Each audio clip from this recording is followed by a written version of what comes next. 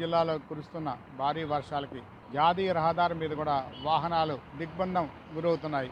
అనేక ప్రాంతాలలో చెరువులు నిండుకోవడంతో జాతీయ రహదారి మీదకి నీటి ప్రవాహం వచ్చి పడింది. దీంతో ఇక్కడ నుంచి చెముడుగుంట నుంచి అదేవిధంగా గూడూరు, మనుబోలు ఈ ప్రాంతాల మొత్తం మీద కూడా వాహనాల రాకపోకలు కొన్ని గంటల పాటు నిలిచిపోయాయి. పోలీసు అధికారులు ప్రత్యేకంగా చర్యలు తీసుకొని ఈ వాహనాలను కొంత పునరుద్ధరించడంతో నెమ్మదిగా ఈ జాతీయ దాదాపు 7-8 కిలోమీటర్ల దూరం ఈ వాహనాలు ఆగిపోయినవి ఉన్నాయి. 2 గంటల పాటు నిలిచిపోయిన వాహనాలన్నింటినీ కూడా నెమ్మదిగా పంపించే ఏర్పాట్లు అనేవి నెల్లూరు జాతీయ రహదారి వద్ద మనం చూస్తున్నాము.